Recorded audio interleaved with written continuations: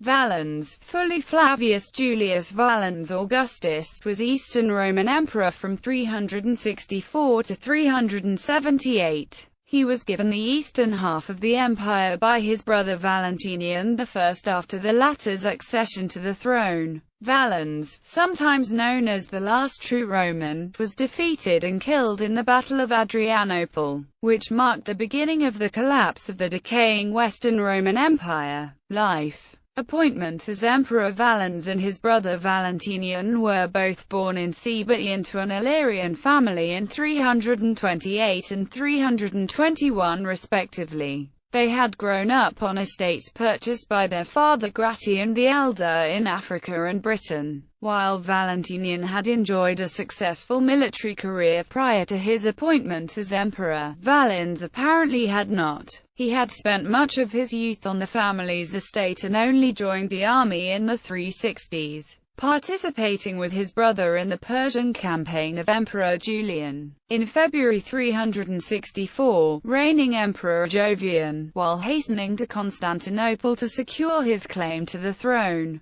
was asphyxiated during a stop at Dardastana, 100 miles east of Ankara. Among Jovian's lieutenants was Valentinian, a tribunus scuteriorum. He was proclaimed Augustus on the 26th of February 364. Valentinian felt that he needed help to govern the large and troublesome empire, and, on the 28th of March of the same year, appointed his brother Valens as co-emperor in the palace of Hebdomon. The two Augusta traveled together through Adrianople and Naissus to Sirmium, where they divided their personnel, and Valentinian went on to the west. Valens obtained the eastern half of the empire, Greece, Egypt, Syria and Anatolia as far east as Persia. Valens was back in his capital of Constantinople by December 364. 365 Crete earthquake. In 365, an undersea earthquake between magnitudes 8 and 9 near Crete caused a tsunami that hit the coasts of the eastern Mediterranean. Revolt of Procopius. Valens inherited the eastern portion of an empire that had recently retreated from most of its holdings in Mesopotamia and Armenia because of a treaty that his predecessor Jovian had made with Shapur II of the Sassanid Empire. Valens's first priority after the winter of 365 was to move east in hopes of shoring up the situation. By the autumn of 365 he had reached Cappadocian Caesarea when he learned that a usurper, named Procopius, had proclaimed himself in Constantinople. When he died, Julian the emperor had left behind one surviving relative, a maternal cousin named Procopius.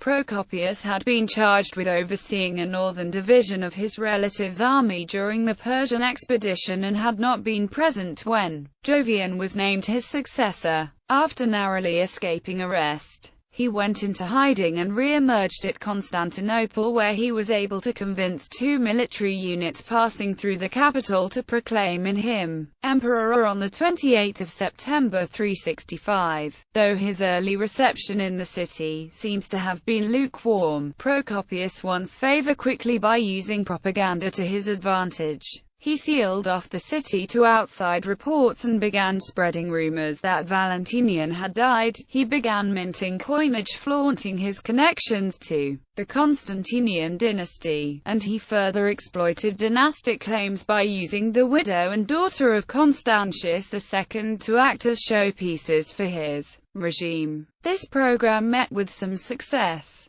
particularly among soldiers loyal to the Constantinians and Eastern intellectuals who had already begun to feel persecuted by the Valentinians. Valens, meanwhile, faltered. When news arrived that Procopius had revolted, Valens considered abdication and perhaps even suicide. Even after he steadied his resolve to fight, Valens's efforts to forestall Procopius were hampered by the fact that most of his troops had already crossed the Cilician gates into Syria when he learned of the revolt. Even so, Valens sent 2 legions to march on Procopius, who easily persuaded them to desert to him. Later that year, Valens himself was nearly captured in a scramble near Chalcedon. Troubles were exacerbated by the refusal of Valentinian to do any more than protect his own territory from encroachment. The failure of imperial resistance in 365 allowed Procopius to gain control of the dioceses of Thrace and Asiana by year's end. Only in the spring of 366 had Valens assembled enough troops to deal with Procopius effectively. Marching out from Ancyra through Pessinus, Valens proceeded into Phrygia, where he defeated Procopius's general Gomo Arius at the Battle of Thyatira. He then met Procopius himself at Nicolea and convinced his troops to desert him. Procopius was executed on the 27th of May, and his head sent to Valentinian in Trier for inspection. War against the Goths. The Gothic people in the northern region had supported Procopius in his revolt against Valens, and Valens had learned the Goths were planning an uprising of their own. These Goths, more specifically the Thervingi, were at the time under the leadership of Athanaric and had apparently remained peaceful since their defeat under Constantine in 332.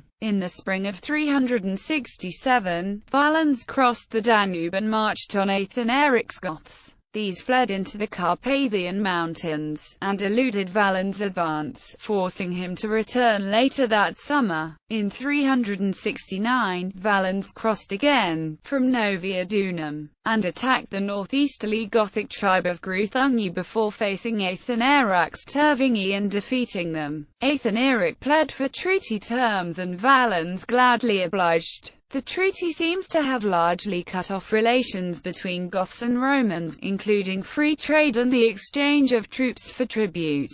Valens would feel this loss of military manpower in the following years. Conflict with the Sassanids. Among Valens' reasons for contracting a hasty and not entirely favorable peace in 369 was the deteriorating state of affairs in the east. Jovian had surrendered Rome's much-disputed claim to control over Armenia in 363, and Shapur II was eager to make good on this new opportunity. The Sassanid ruler began enticing Armenian lords over to his camp and eventually forced the defection of the Arsacid Armenian king, Arsaces II, whom he quickly arrested and incarcerated. Shapur then sent an invasion force to seize Caucasian Iberia and a second to besiege Arsaces II's son, Pupiz, in the fortress of Artogerasar, probably in 367. By the following spring, Pupiz had engineered his escape from the fortress and flight to Valens, whom he seems to have met at Marcianople while campaigning against the Goths. Already in the summer following his Gothic settlement, Valens sent his general Arrhenius to reimpose Pupiz on the Armenian throne. This provoked Shapur himself to invade and lay waste to Armenia. Pupiz, however, once again escaped and was restored a second time under escort of a much larger force in 370. The following spring, larger forces were sent under Terentius to regain Iberia and to garrison Armenia near Mount Npat. When Shapur counterattacked into Armenia in 371, his forces were bested by Valens' generals Trajanus and Vadomarius at Bagavan. Valens had overstepped the 363 treaty and then successfully defended his transgression. A truce settled after the 371 victory held as a quasi-peace for the next 5 years while Shapur was forced to deal with a Kushan invasion on his eastern frontier. Meanwhile, troubles broke out with the boy king Pupiz, who began acting in high-handed fashion, even executing the Armenian bishop Narses and demanding control of a number of Roman cities, including Edessa. Pressed by his generals and fearing that Pupiz would defect to the Persians,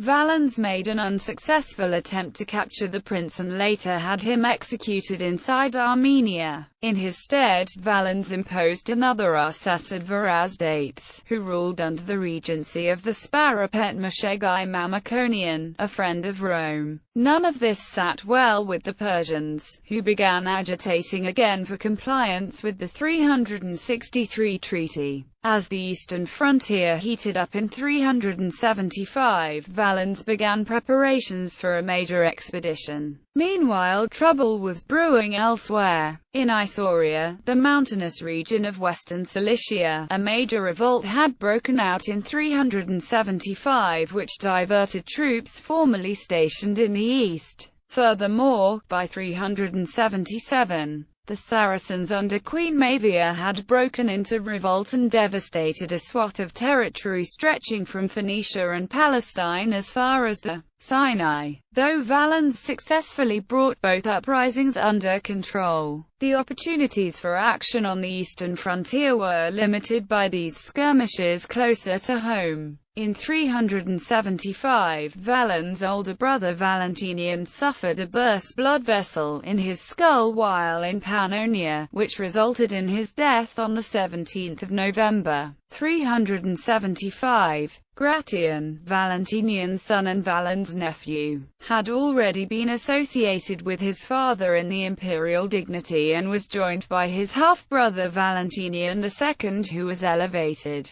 on their father's death, to Augustus by the imperial troops in Pannonia. Gothic War. Valens' plans for an eastern campaign were never realized. A transfer of troops to the Western Empire in 374 had left gaps in Valens' mobile forces. In preparation for an Eastern war, Valens initiated an ambitious recruitment program designed to fill those gaps. It was thus not unwelcome news when Valens learned that the Gothic tribes had been displaced from their homeland by an invasion of Huns in 375 and were seeking asylum from him. In 376, the Visigoths advanced to the far shores of the lower Danube and sent an ambassador to Valens, who had set up his capital in Antioch. The Goths requested shelter and land in Illyria. An estimated 200,000 Gothic warriors and altogether 1 million Gothic persons were along the Danube in Moesia and the ancient land of Dacia. As Valens' advisors were quick to point out, these Goths could supply troops who would at once swell Valens' ranks and decrease his dependence on provincial troop levies, thereby increasing revenues from the recruitment tax. Among the Goths seeking asylum was a group led by the chieftain Fritigern. Fritigern had enjoyed contact with Valens in the 370s when Valens supported him in a struggle against Athanaric stemming from Athanaric's persecution of Gothic Christians. Though a number of Gothic groups apparently requested entry, Valens granted admission only to Fritigern and his followers. This did not, however, prevent others from following. When Fritigern and his Goths undertook the crossing, Valens's mobile forces were tied down in the east, on the Persian frontier and in Isauria. This meant that only limited air units were present to oversee the Goth settlement. The small number of imperial troops present prevented the Romans from stopping a Danube crossing by a group of Goths and later by Huns and Alans. What started out as a controlled resettlement mushroomed into a massive influx, and the situation grew worse. When the generals present began abusing the Visigoths under their charge, they revolted in early 377 and defeated the Roman units in Thrace outside of Marcianople. After joining forces with the Ostrogoths and eventually the Huns and Alans, the combined barbarian group marched widely before facing an advance force of imperial soldiers sent from both east and west. In a battle at Ad-Salices, the Goths were once again victorious, winning free run of Thrace south of the Haemus. By 378, Valens himself was able to march west from his eastern base in Antioch. He withdrew all but a skeletal force, some of them Goths, from the east and moved west, reaching Constantinople by the 30th of May 378. Meanwhile, Valens' councillors, Comes Ricomeres, and his generals Frigerid, Sebastian, and Victor cautioned Valens and tried to persuade him to wait for Gratian's arrival with his victorious legionaries from Gaul, something that Gratian himself strenuously advocated. What happened next is an example of hubris, the impact of which was to be felt for years to come. Valens, jealous of his nephew Gratian's success, decided he wanted this victory for himself.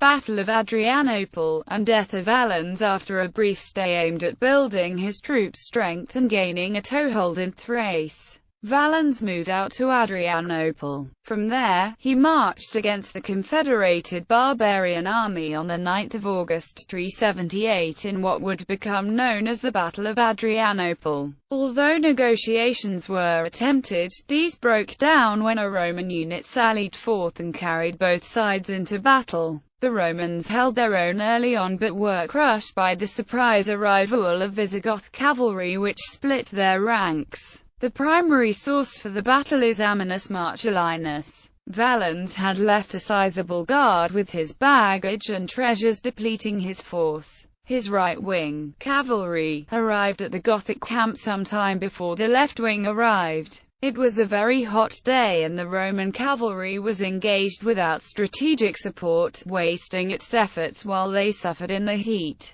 Meanwhile, Fritigern once again sent an emissary of peace in his continued manipulation of the situation. The resultant delay meant that the Romans present on the field began to succumb to the heat. The army's resources were further diminished when an ill-timed attack by the Roman archers made it necessary to recall Valens' emissary, comes Ricomeres. The archers were beaten and retreated in humiliation. Returning from foraging to find the battle in full swing, Gothic cavalry under the command of Albius and Suffrax now struck in. With what was probably the most decisive event of the battle, the Roman cavalry fled. From here, Ammianus gives two accounts of Valens' demise. In the first account, Ammianus states that Valens was mortally wounded by an arrow, and presently breathed his last breath. His body was never found or given the proper burial. In the second account, Ammianus states the Roman infantry was abandoned, surrounded and cut to pieces. Valens was wounded and carried to a small wooden hut. The hut was surrounded by the Goths who put it to the torch, evidently unaware of the prize within. According to Ammianus, this is how Valens perished. A third apocryphal account states that Valens was struck in the face by a Gothic dart and then perished while leading a charge. He wore no helmet to encourage his men. This action turned the tide of the battle, which resulted in a tactical victory but a strategic loss.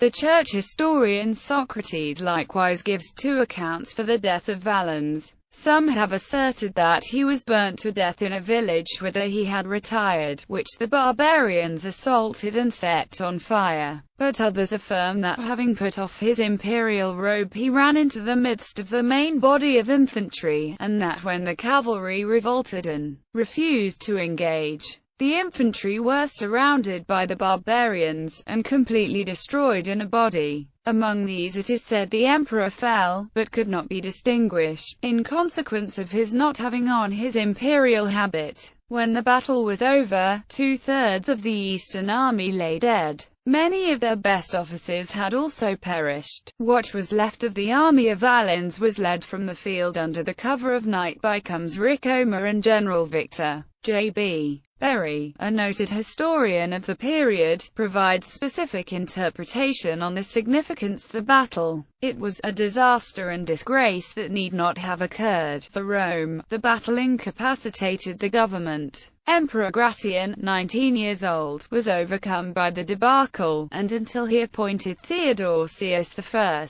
unable to deal with the catastrophe which spread out of control. Legacy. Valens was utterly undistinguished, still only a protector, and possessed no military ability. He betrayed his consciousness of inferiority by his nervous suspicion of plots and savage punishment of alleged traitors, writes A.H.M. Jones. but Jones admits that he was a conscientious administrator, careful of the interests of the humble. Like his brother, he was an earnest Christian. To have died in so inglorious a battle has thus come to be regarded as the nadir of an unfortunate career. This is especially true because of the profound consequences of Valens' defeat. Adrianople spelled the beginning of the end for Roman territorial integrity in the late Empire, and this fact was recognized even by contemporaries. Ammianus understood that it was the worst defeat in Roman history since the Battle of Cannae,